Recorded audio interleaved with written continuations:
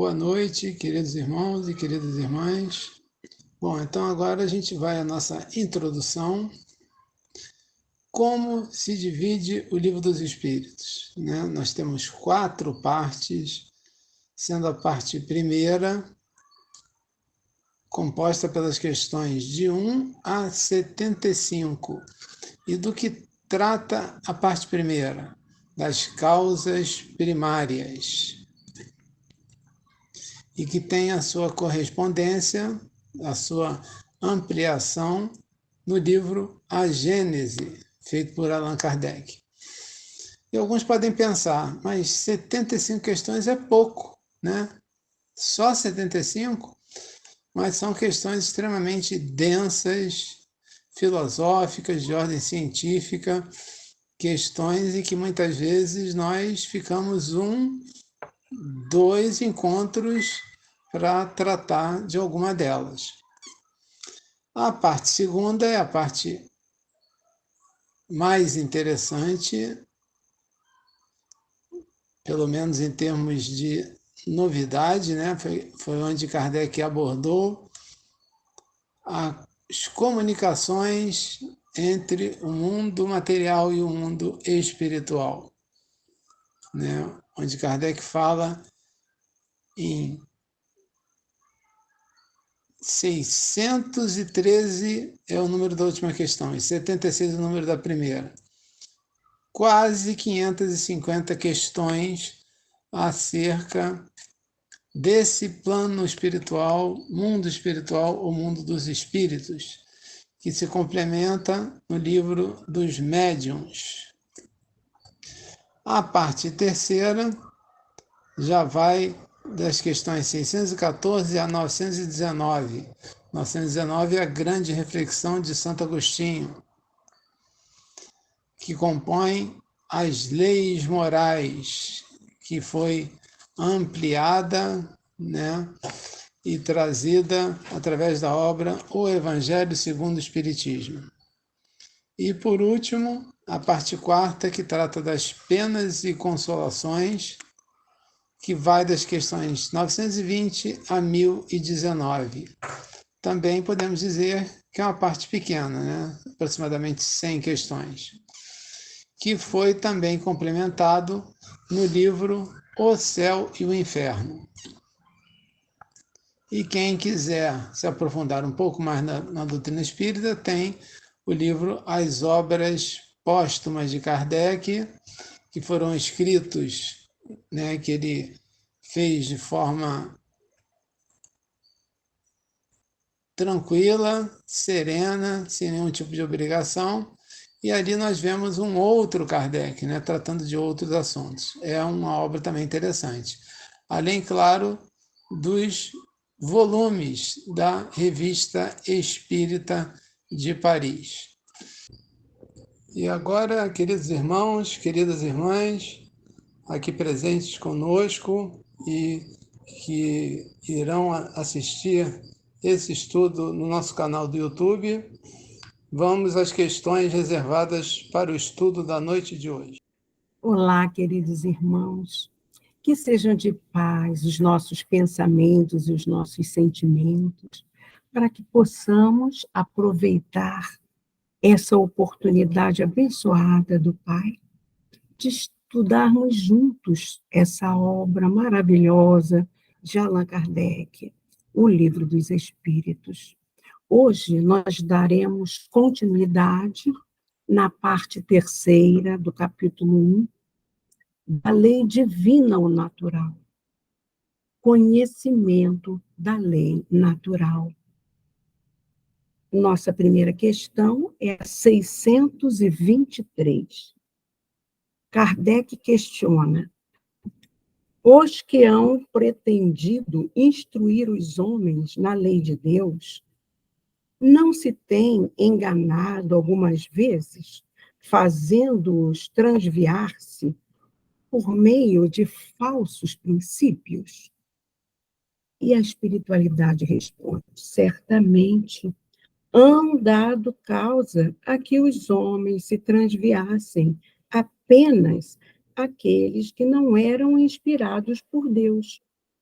e que, por ambição, tomaram sobre si um encargo que lhes não fora cometido.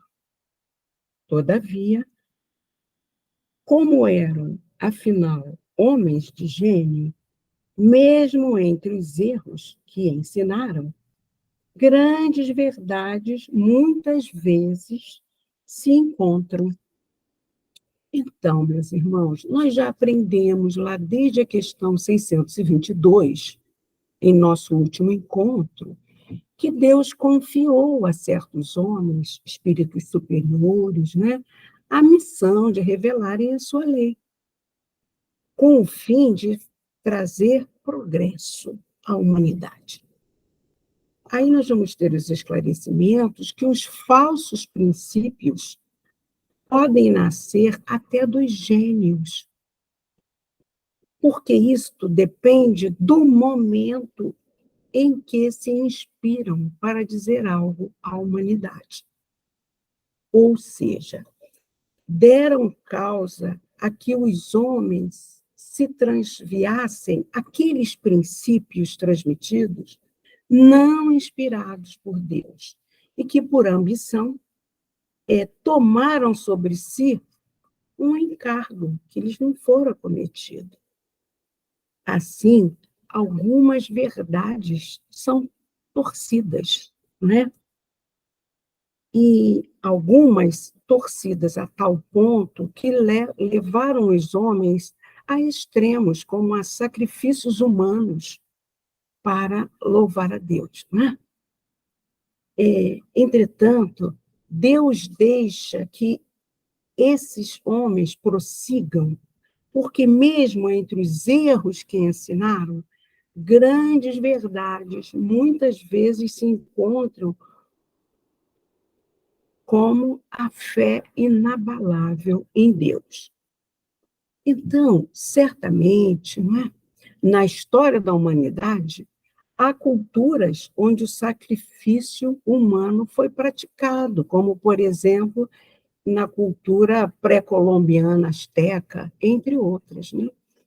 É provável, meus irmãos, que essa prática, em algum momento histórico, existiu também na história do Oriente Próximo, onde viveram os hebreus. Alguns veem vestígios dessa prática na ordem dada por Deus a Abraão, de sacrificar seu filho único, Isaque. Está em Gênesis 22. E então, Abraão foi ao lugar que Deus havia designado, né? Lá ele edificou um altar, ele colocou sobre esse altar lenha, amarrou o seu filho Isaque, e quando ele já estava levantando a mão com o cutelo para sacrificar Isaque, e depois incendiá-lo na fogueira, né? Então, do céu bradou o anjo do Senhor, que lhe disse: Abraão, Abraão. Aí ele falou: eis-me aqui. E o anjo falou: não estendas a mão sobre o rapaz e nada lhe faça, pois agora sei que temes a Deus, porquanto não me negaste o filho, o teu único filho. Tendo Abraão erguido os olhos, então, meus irmãos, para trás, ele viu ali um carneiro amarrado nos arbustos pelos chifres. E aí ele ofereceu esse carneiro em holocausto, né, em lugar do seu filho.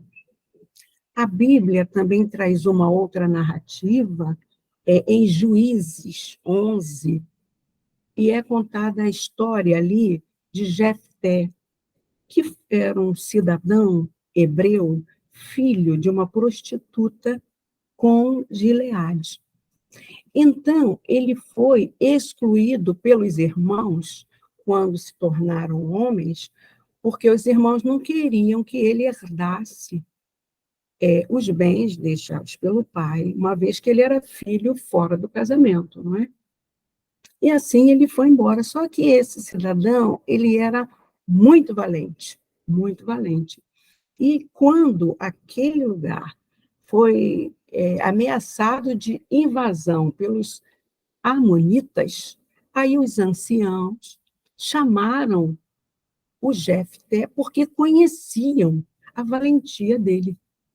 E ele, nessa fé distorcida, ele faz o seguinte voto a Deus: se entregares os amonitas em minhas mãos, aquele que estiver saindo da porta da minha casa ao meu encontro, quando eu retornar da vitória sobre os amonitas, será oferecido ao Senhor, e eu o sacrificarei em holocausto. Para vocês verem como é a fé distorcida, não é? Então, o que aconteceu? Ele vence a batalha com os amonitas. E quando ele retorna para casa, quem foi a primeira pessoa que saiu para abraçá-lo? A filha única dele. A filha única dele. Então, ele ficou abatido, mas ele tinha feito esse voto. E naquela noção distorcida, ele não podia falir ao voto que fez. Então, essa filha pede a ele 2 meses para que ela pudesse chorar a virgindade. E disse que até hoje existe entre os judeus alguma oração, alguma referência a esse fato, e que ele acabou fazendo o holocausto mesmo, quando ela retornou. Tá? Então, a gente vai vendo que Deus vai nos dando oportunidade de progredir, de evoluir a nossa mente e de raciocinar melhor em cima das suas verdadeiras leis, que são imutáveis. E assim, em outras passagens bíblicas, fica constatado que o sacrifício humano já passou a não ser suportado em Israel. Aí, lá em Levítico, capítulo 18, versículo 21, é dito: não entregarás os teus filhos para consagrá-los a Moleque. Ou seja, Moleque era um deus que os cananeus cultuavam e sacrificavam crianças para esse deus. Entendeu? Então, vamos refletir. Se aqueles sacerdotes cananeus que sacrificavam crianças se achavam senhores da lei de Deus, então, para eles não estavam fazendo errado, não é verdade? Apesar de tudo, como é um preparo, né, para o outro, é um aperfeiçoamento espiritual. Nas mãos de Deus, nada se perde, tudo se transforma. E assim o homem vai evoluindo o seu entendimento dessas leis, não é? Os verdadeiros profetas, como enviados de Deus para darem sequência à verdade sempre anunciada, em tudo dão exemplos para nós, né? Como a vida reta, né? Com claridades imortais, que dá esperança a gente, que nos alimenta para a caminhada. E a gente pode citar São Francisco, o nosso querido Chico. A mensagem, porém, na sua pureza imaculada, só um nos trouxe, não é? Foi Jesus. Ele propiciou à humanidade aberturas maiores para um aprendizado sem retrocessos. E assim, a fala do mestre é mencionada em Mateus, capítulo 12, versículo 7. Misericórdia quero, e não holocaustos. Não terias condenado a inocentes se tivessem observado isso, né? Então, Deus previu tudo. Ele continua confiando, dando às suas criaturas, que somos nós hoje, a oportunidade de crescermos, de aprendermos, inclusive com os nossos erros, não é? Nós estamos no planeta de provas e expiações. Então, o Pai sabe que não vai contar com pessoas perfeitas para divulgar as suas leis, entendeu? Por isso, a gente agora pode entender com clareza como Paulo foi se conscientizando aos poucos, porque à medida que nós vamos estudando para podermos passar o conhecimento da lei de Deus, nós próprios vamos nos surpreendendo quando erramos. E a gente fala, já não era para eu fazer isso que eu estou fazendo. E aí a gente vai entender com profundidade quando Paulo dizia, por que não faço o bem que eu quero, mas o mal que não quero, esse eu faço. Mas se eu faço o que não quero, já não sou eu quem o faz, e sim o pecado que habita em mim. Então, com essa conscientização, nós também, pregadores atuais do Evangelho de Jesus, vamos nos inspirando a nos burilar, a vigiar e orar sempre. Porque foi assim que Paulo transformou-se, né? De perseguidor a divulgador do Espiritismo. Então, nós estamos aqui para ensinar, mas, na realidade, quem somos nós para ensinar, não é verdade? Nós estamos, na realidade, aprendendo juntos, com cada um de vocês. Então, nós estamos muito distantes da perfeição. E, assim, a gente vai ouvir agora um relato que eu gostei muito quando eu ouvi de um expositor espírita acerca do Divaldo. Ele disse que um dia ele estava meio tristonho e pensando assim, por que Joana não manda mensagem para mim? Ela manda para todo mundo, mas para mim ela não manda. E aí Joana conversa com ele e fala, mas Divaldo, tudo que eu escrevo por seu intermédio é para você. Você publica porque quer, mas são para você essas mensagens. Então, gente, nós somos muito comprometidos. Por isso que a gente tem que ficar estudando, repetindo, passando horas estudando para falar uns minutinhos aqui para vocês, porque nós precisamos despertar das nossas falhas, entendeu? O trabalho na divulgação doutrinária é oportunidade, então, para nós retificarmos a nossa trajetória, burilarmos nossas imperfeições e progredirmos espiritualmente. É por isso que Deus continua insistindo com a gente. Ele não desiste. O processo reencarnatório, então, vai nos depurando. E entre tantos erros e acertos que ficaram para trás, ficou a necessidade de glorificar a Deus. Entendeu? Vamos agora avançar para a questão 624. Pergunta Kardec. Qual o caráter do verdadeiro profeta? Aí a espiritualidade responde: o verdadeiro profeta é um homem de bem, inspirado por Deus. Podeis reconhecê-lo pelas suas palavras e pelos seus atos. Impossível é que Deus se sirva da boca do mentiroso para ensinar a verdade. Ou seja, meus irmãos, o verdadeiro profeta, ele tem que ter o caráter nobre, né? Inspirado por Deus.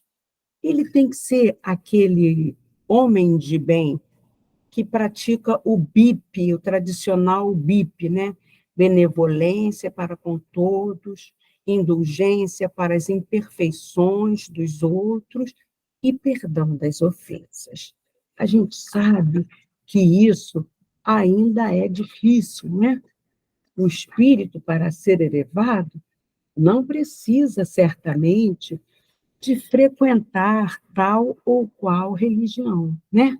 Mas que faça caridade. com amor. Ele respeita o próximo, né, o homem de bem. Ele não fere, não insulta, não critica. Eu fiquei, assim, muito impressionada com o Chico, né? O Chico é uma figura que me arrepia a alma. Então, certa vez eu ouvi um relato que ele foi visitar uma cidade e que lá estavam à disposição dele para levá-lo a lugares pitorescos da cidade, e ele falou: eu agradeço, mas eu gostaria de ir à prisão. E aí ele foi levado à prisão. E quando chegou lá, ele pergunta assim: quantos nós somos? Quer dizer, a humildade dele era tamanha que ele se incluiu entre aqueles encarcerados. E isso levou o delegado às lágrimas, entendeu? De ver a humildade desse homem de bem. Portanto, ele não tem ódio de ninguém, ele já talvez tivesse até atingido aquela condição do mestre, que num momento extremo ainda falou assim: Pai, perdoai-lhes, porque eles não sabem o que fazem. Esse é o verdadeiro profeta, né? É aquele que vai se aprimorando para alcançar esse ponto. Jesus, ele nos enviou o Consolador prometido no momento que nós já estávamos preparados, né, para entender os esclarecimentos mais profundos através da mediunidade. Assim, para que nós possamos ser bons intermediários, nós precisamos nos esforçar, né, nos burilar, porque tem a fonte, que é a mensagem, tem o que o médium entendeu e tem aquilo que ele é capaz de transmitir do que ele ouviu. Então, depende de esforço e burilamento. Para que a gente possa entender, determinados médios são os profetas atuais. O Chico, quando ele recebeu as psicografias dos seus livros, ele exemplificou. Ele não levou nenhuma vantagem financeira nas publicações de mais de 400 livros. Ele tinha tanta confiança e certeza da mensagem que foi transmitida para ele, que ele teve a coragem, né, de nos trazer até nós as primeiras informações de nosso lar, que, a princípio, foi meio que engavetado, porque os mais ortodoxos não conseguiam entender aquilo como uma veracidade, os relatos do mundo astral, como eram. Mas ele era um fiel intermediário das leis de Deus. E ele fez com que, com o seu próprio exemplo de homem de bem, uma obra enorme de André Luiz, né, como repórter do além, chegasse até nós e nos enriquecesse. Ele trouxe também os livros históricos por Emmanuel, e tantas outras mensagens, como uma parabólica direta dessas mensagens de Deus. Foi um verdadeiro profeta. Assim está sendo Divaldo para conosco. Eu ouvi há pouco tempo o Haroldo Dutra falando que ele se questionava para que Joana de Ângeles houvera ditado tantos livros de psicologia para Divaldo. E depois ele entendeu, com o momento da transição planetária, da pandemia, em que o número de pessoas com depressão e ansiedade aumentou muito. O Sérgio, que é psicólogo, depois pode até falar sobre isso. Então, Divaldo foi esse profeta que recebeu essa orientação espiritual da psicologia para nos auxiliar em nossa caminhada. E aí a última questão que eu vou abordar hoje é 625. Qual o tipo mais perfeito que Deus tem oferecido ao homem para lhe servir de guia e modelo? E a espiritualidade deu a resposta menor do Livro dos Espíritos. Jesus. É inquestionável a resposta. E Kardec faz um comentário. Para o homem, Jesus constitui o tipo da perfeição moral a que a humanidade pode aspirar na Terra. Deus nos oferece como o mais perfeito modelo, e a doutrina que ensinou é a expressão mais pura da lei do Senhor, porque, sendo ele o mais puro de quantos têm aparecido na Terra, o Espírito Divino o animava. Quantos aos que, pretendendo instruir o homem na lei de Deus, o têm transviado, ensinando-lhe falsos princípios, isso aconteceu por haverem deixado que os dominassem sentimentos demasiado terrenos e por terem confundido as leis que regulam as condições da vida na alma, com as que a regem a vida do corpo. Muitos hão apresentado como leis divinas simples leis humanas, estatuídas para servir às paixões e dominar os homens. Então, é inquestionável, né, que o nosso mestre foi o espírito mais evoluído que aqui habitou entre nós e por isso nos serviu de guia e modelo. Ele mesmo nos falou isso em João, capítulo 8, versículo 12. Eu sou a luz do mundo. Quem me segue não andará nas trevas. Pelo contrário, terá a luz da vida. Então, meus irmãos, Jesus foi o nosso arquétipo. Estejamos todos em paz. Desculpa, Sérgio, eu avancei no seu tempo. Não, não avançou não, querida. Foi muito bom. Sempre muito bom ouvi-la. Boa noite para todos. É um prazer estar aqui de volta para esse nosso estudo do sábado. Dando continuidade, eu vou fazer as questões 626, 627, 628. Mas eu antes queria voltar preliminarmente a uma questão fundamental, que é a 621. Já foi aqui abordado, mas eu quero fazer aqui uma recordação, porque ela é importante para que nós entendamos a 626, 7 e 8. A 621 diz o seguinte: onde está escrita a lei de Deus? E a resposta é na consciência. Então, é importante que nós entendamos o que é a consciência aqui nesse caso.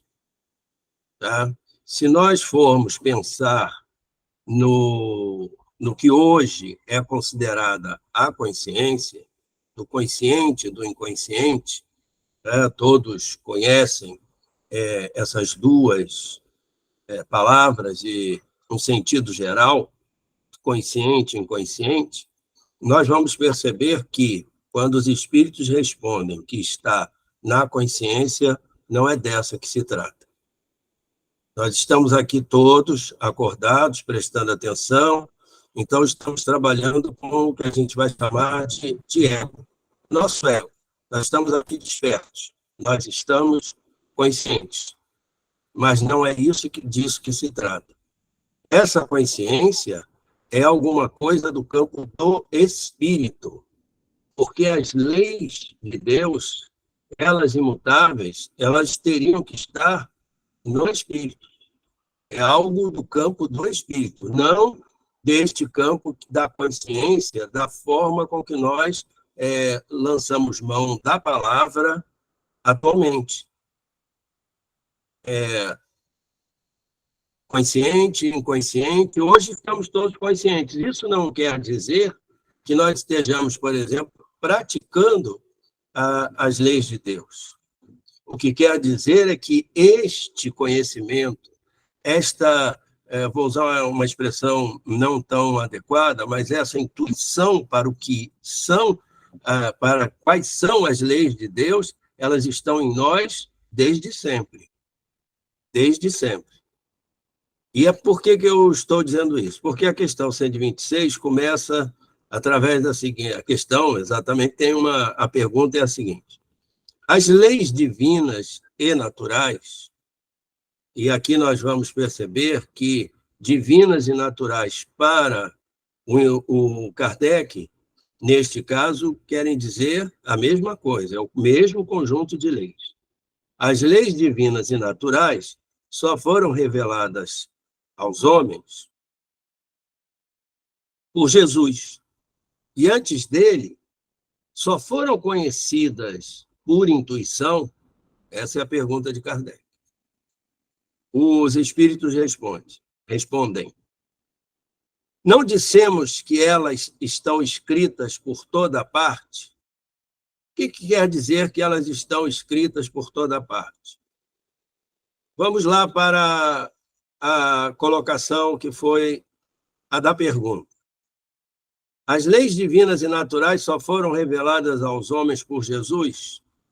Jesus revelou as leis divinas e naturais através de um ensinamento extremamente simples. Foi quando ele pensou 2 mandamentos como sendo fundamentais para o entendimento de tudo mais que viesse. Amar a Deus sobre todas as coisas e ao próximo como a ti mesmo. Quando Jesus propõe que nós venhamos a amar a Deus sobre todas as coisas, o que ele está dizendo para nós que ele sabe das limitações do nosso saber, ele conhece as limitações até da nossa imaginação? O que seria amar a Deus? A gente tem dificuldade de amar até um parente, uma pessoa próxima. Nós temos dificuldade de amar ao outro. Como é que nós vamos amar, por exemplo, usando uma linguagem da ciência, um campo de energia? Como é que nós vamos amar aquele que, com uma sabedoria extraordinária, a pergunta número 1 é o que é Deus? E não quem é Deus. Como nós vamos conseguir amar? Então, este amor a Deus preconizado por Jesus, dentro da nossa limitação, da nossa falta de conhecimento, e aí empregando a palavra ignorância nesse sentido, da nossa ignorância, esse amor a Deus, ele pode ser demonstrado e praticado através de um ditado que temos na nossa língua portuguesa, certamente devemos ter em outras línguas, que é o seguinte: quem beija meus filhos, minha boca adoça. Então, como é que eu posso amar a Deus? Amando a sua criação. E aí Jesus vem com a segunda informação: amar ao próximo como a ti mesmo. E essa vem com uma sabedoria extraordinária, que é amar a ti mesmo, não com o egoísmo, não olhando única e exclusivamente para o seu umbigo, mas amando a você, se amando. Porque quando você se ama, neste sentido amplo, você transborda o amor. E aí, quando você transborda o amor, você tem amor para dar ao outro. A boca fala daquilo que o coração está cheio, diz o Senhor Jesus lá na frente. Se eu não me amo, eu tenho grande dificuldade de amar ao próximo. Então, eu preciso me amar, eu preciso amar ao próximo e preciso amar a quem?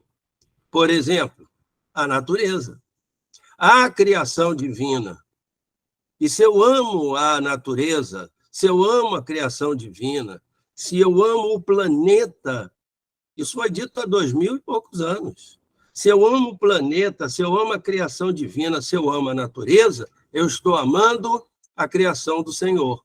E se eu, como criação do Senhor, sou filho do Senhor, todas essas criações, são filhas, entre aspas, do Senhor. E quem beija meus filhos, minha boca adoça. Essa é uma maneira de amar o Senhor. E essa é uma maneira que nós podemos na nossa limitação. Então, não são leis divinas e naturais? São, porque está aí toda a natureza. Jesus vai falar tanto e tantas vezes, até fazendo alusão aos pássaros, de que na natureza está o que o homem precisa para poder sobreviver. Nosso egoísmo, nossa maneira de ser e de agir é que faz com que nós vivamos numa pirâmide em que um número, e não é uma colocação política, se bem que tudo é política porque nós vivemos na polis, mas eu quero dizer, a concentração de riqueza num número pequeníssimo de pessoas enquanto outras passam fome. E essa não era a proposta do Senhor Jesus. Tá certo? Então, se a gente entendesse melhor a natureza, se nós entendêssemos melhor essas coisas, e eu pergunto para você, mesmo aquele que esteja, né, preso aos seus valores, ele não tem gravado em si as leis de Deus? Ele tem gravado em si as leis de Deus. E ele até sabe que ele está equivocado. Haverá sempre um momento em que ele terá essa consciência. E aí a palavra cai bem. E nós também usamos a palavra consciência no sentido da questão 621. Quando você diz para uma pessoa, pelo amor de Deus, tenha consciência. O que é, nesse caso, ter consciência? É quando nós somos humanos. Nós até distorcemos o fato de sermos humanos, porque nós usamos a expressão nós somos humanos quando nós erramos. Aí você diz, eu sou humano. Então, na verdade, quando nós acertamos é que nós somos humanos. É nesse momento que nós somos humanos. Por isso que Leonardo Boff tem uma fala extraordinária, que é a seguinte, só sendo muito humano para fazer tudo que Jesus fez. Então, isso é que é o sentido. Nós somos humanos. Quando a gente diz tenha consciência, o que nós estamos dizendo? Seja humano, esteja em consonância com as leis de Deus que você, dentro de si, traz guardado. E aí a resposta dada pelos Espíritos fica um pouco mais fácil de entender. Não dissemos que elas estão escritas por toda parte? Estão escritas por toda parte. Todos os homens que meditaram sobre a sabedoria puderam compreendê-la e ensiná-las desde os séculos mais distantes, porque seus ensinamentos, mesmo incompletos, eles preparam o terreno para receber a semente. Ora, os ensinamentos mesmo incompletos, porque nós estamos numa progressão de entendimento. Não faz sentido explicar a uma criança física quântica. Não tem sentido. Isso. A ela vai ser explicado gradativamente. Nós somos espíritos ainda imaturos, infantis, com tanta bobagem que nós fazemos. Estando as leis divinas escritas no livro da natureza, então, no livro da natureza estão todas as coisas. O homem pôde conhecê-las sempre que desejou procurá-las. Eu tenho que ir ao encontro. E isso é interessante nas passagens do Senhor Jesus. Pedro, não estou fazendo blague aqui não, mas é verdade. Pedro, Tiago, Judas, eles não iam na frente dizendo, olha, logo mais à tarde o Senhor Jesus vai passar aqui por essa aldeia e quem quiser um milagre pode se aproximar. Ou Jesus nunca passou e olhou e disse assim, olha, vou curar aquele cego. Não é isso que se trata. Sabe por quê? Porque nós temos que ir ao encontro do Senhor Jesus. Tua fé te curou. Nós temos que ir ao encontro do Mestre. Aqueles que iam ao encontro do Mestre, que o procuravam, que tinham interesse, davam o passo necessário. E quando a gente quer se curar de qualquer coisa, o que a gente precisa fazer? Dar o passo. Não é verdade? Nós precisamos dar um passo. É você. Eu posso levar você, por exemplo, numa casa de caridade, posso levar você numa igreja, posso levar você num templo budista, mas se não for o seu passo, você não vai da próxima vez. Não vai. Eis porque os seus princípios foram proclamados em todos os tempos pelos homens de bem, e também porque encontramos os seus elementos na doutrina moral de todos os povos saídos da barbárie, mais incompletos ou alterados pela ignorância e a superstição. Aonde eu não sei, eu completo com a ignorância ou a superstição. Os mitos gregos, por exemplo, fantásticos, com um saber extraordinário e podendo ser usado alegoricamente em diversas maneiras, eles tentam explicar aquilo que não era possível ser explicado. Vamos pensar num mito nórdico, por exemplo. Thor, ele brandia o seu machado, o seu martelo, e havia o quê? O raio e o trovão. Era para explicar aquilo. E como é que foi usado? Foi colocado, claro, humanizar o Deus que assim o fazia.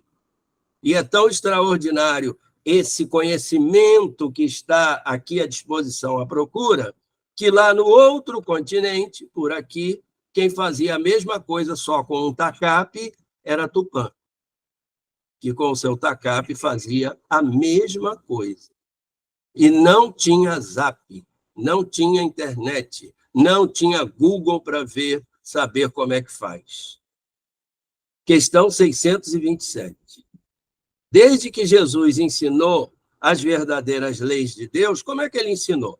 Primeiro ele deu a base fundamental, amar a Deus sobre todas as coisas e ao próximo como a ti mesmo. Não precisa mais nada. Mas ele foi explicando através das parábolas, do sermão, das falas. Desde que Jesus ensinou as verdadeiras leis de Deus, qual é a utilidade do ensinamento dado pelos Espíritos? Tem eles mais alguma coisa para nos ensinar? Sim, por quê? Basta dar o exemplo das parábolas. Se cada vez que nós vamos adquirindo conhecimento, ou cada vez que nós vamos mudando a nossa vibração, que nós vamos entendendo um pouco mais das coisas, ao lermos uma parábola, por exemplo, nós vamos tirando dali mais alguma coisa, mais um conhecimento, algo a mais ali naquela fala do Senhor. Então, dentro de todas as informações do Senhor, existe um conhecimento inesgotável. Agora, se os espíritos vêm através, por exemplo, das obras, né, tanto as doutrinárias como o Pentateuco, mas também com relação às obras, André Luiz, Joana e todos, vêm esclarecendo as coisas, é muito mais fácil para nós, que nós possamos entender aquilo. Então, os espíritos vão entendendo cada vez mais e generosamente, porque assim o vão passando para os outros. É uma das leis propostas pela doutrina espírita. Você dar a mão àquele que está atrás de você para que haja um progresso, né, uma evolução, cada um ajudando ao próximo a subir. Os ensinamentos dos espíritos devem ser claros e sem equívocos, a fim de que ninguém possa pretextar ignorância e cada um possa julgá-lo e apreciá-lo com sua própria razão, dando, então, o arbítrio para que você, de posse do saber, não possa argumentar exatamente de que era desconhecedor. Estamos encarregados de preparar o reino de Deus e anunciado por Jesus. Olha essa frase. Estamos encarregados de preparar o reino de Deus anunciado por Jesus. Olha, onde está o reino de Deus? Está dentro de nós. O reino de Deus é um estado de espírito, é um alcance vibracional, é um entendimento. Então, se eles vêm preparar o reino de Deus, o que eles vêm fazer? dar-nos conhecimento para que entendamos, percebamos o que devemos fazer e façamos a nossa metanoia, que é a nossa mudança necessária. E por isso é necessário que ninguém venha a interpretar a lei de Deus ao sabor de suas paixões, nem falsear o sentido de uma lei que é toda amor e caridade. E, por último, a questão 628 é a seguinte: por que a verdade não esteve sempre ao alcance de todos? Respondem os espíritos: é necessário que cada coisa venha ao seu tempo. É isso mesmo, o nosso saber é crescente. A verdade é como a luz. É preciso que nos habituemos a ela pouco a pouco, pois de outra maneira nos ofuscará. Então, o saber é crescente, é evolutivo. O processo do universo é evolutivo. Ele não é definitivo, ele é evolutivo. Ele não está estático. É que a palavra me fugiu aqui, mas eu vou me lembrar da palavra certinha que eu quero usar aqui. Ele não está estático. Ele é probabilístico, ele não é determinístico. É isso que eu queria dizer. Se fosse determinístico, nós não teria nenhum sentido nós virmos aqui a esse planeta. Porque nós vamos chegar a esse planeta com, claro, há pontos na nossa programação reencarnatória pelos quais teremos que passar.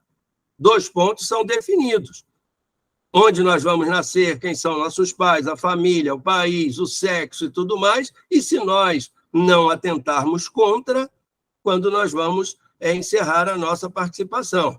Haverá, neste caminho, a possibilidade de encontro com várias pessoas, vários outros espíritos, amigos, na caminhada. Haverá uma ou outra dificuldade kármica, talvez uma doença ou alguma coisa, mas a caminhada, a chegada a esses pontos e tudo mais, são decisões nossas. Então, é uma probabilidade.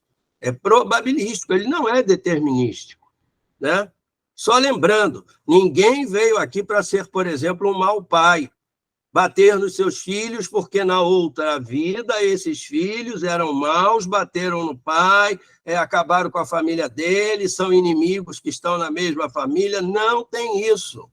O pai veio para fazer o melhor, e os filhos vieram para fazer o melhor. Podem fracassar, mas nós viemos para fazer o melhor. Aqui nesse planeta, os papéis não são igual de uma novela de televisão. Não se pega um papel e diz assim: fulano, não, você vai fazer o papel de vilão. Não existe. Nós viemos aqui para fazer o melhor possível. Nós muitas vezes fracassamos. É aquilo que Paulo fala, né, do que eu faço de equivocado, ou seja, uma compulsão à repetição. Há um texto que é muito lido lá na Ramatiz, que é o volte, né, volte outra vez, né? Consegui fazer isso, mas isso eu não fiz. Tá bom, meu filho, volta. Vamos tentar, e vai voltando e vai fazendo. Né? Quando eu leio leio e releio Nosso Lar, o que eu vou falar agora não é muito otimista, não. Mas quando eu leio e releio Nosso Lar, eu vejo para onde o André foi, eu fico pensando para onde eu vou. Porque eu não consigo ver o André com problema. O André, poxa, eu digo, o André foi para lá, meu amigo, eu fico preocupado, muito preocupado. Como a questão é muito grande, eu acho que nós já falamos isso tudo, eu quero, como a fala, mas está aí representada no que eu disse, tomando essa liberdade de acreditar nisso, com a generosidade de vocês, olha só esse finalzinho. Não deixeis de tirar temas de estudo de outros saberes, do Veda, do Vedanta, do Talmud, de todos os outros saberes. Não deixeis de tirar temas desses estudos, desses materiais. São eles muito ricos e podem contribuir poderosamente para a vossa instrução. O que é que o texto da questão 628 está dizendo? Ele está dizendo assim: seu Antônio, legal, faça uma casa de caridade universalista. Olha só, não deixeis de tirar temas de estudos desses materiais. São eles muito ricos e podem contribuir. Ora, Vedas, Vedantas, Upanishads, Talmud, o que for, sabe? Quaisquer livros. Por quê? Porque ali haverá sempre um saber fundamental que nós possamos tirar partido. Amar ao próximo como a ti mesmo, ele está em vários desses textos. Jesus, então, leu? Não, ele já sabia. Ele está desde antes. Ele só vem confirmar e dizer. Era um saber do Espírito do Senhor Jesus. Ele estava lá na Palestina, estava lá onde nenhum general romano queria estar. Era importante por causa da passagem dos inimigos do Império. Mas não era a joia da coroa. O Senhor Jesus estava lá, naquela aldeia, com o saber dele, que já vinha dele. Isso é muito importante. Muita paz para todos. Embora não, Sérgio. Sérgio, fiquei com a dúvida. Quando você voltou lá na questão 621... Já me preocupei. Na consciência, seria mais correto dizer na consciência espiritual? Seria isso? Eu penso assim, Paulinho. Olha só, eu pergunto para você. Você está consciente agora? Estou. Você está. Por quê? Você está usando o seu ego. Você está acordado, tá certo? Então, veja bem, não é essa consciência que ele está se referindo. Onde estariam gravadas as leis de Deus? Na consciência. Mas essas leis, como são eternas e imutáveis, elas têm que estar gravadas aonde ficarão gravadas todos os nossos saberes e aprendizados evolutivos. Se eu pensar nos 7 corpos, ela estará em algum lugar último. Entendeu o que eu quero dizer? Então, é só um pequeno detalhe, consciência espiritual está consertado. Exatamente. Mas já imaginou, Kardec, ou os espíritos falarem aqui consciência espiritual? Já imaginou o Kardec ou os espíritos falarem, por exemplo, em duplo etérico? Já é complicado desse jeito, entendeu? Imagina se ele diz alguma coisa, por exemplo, de campo, olha, vocês vão aprender uma coisa de campo quântico. Olha, não é só o átomo lá que os gregos diziam, não. Tem subpartículas. Aí, meu amigo, sabe? É chamar o seu filhinho de 4 anos e falar, olha, vou ensinar determinante para você e cálculo diferencial integral. Tem sentido. E isso é o que está dito aqui. O conhecimento é progressivo. Ok. A generosidade deles para conosco. Sérgio, que prazer ver e ouvir-te. A câmera ficou arrumada. Agora a câmera está boa, estou vendo você. E vendo olhos nos olhos, eu peço para você fazer a nossa prece de encerramento, por favor.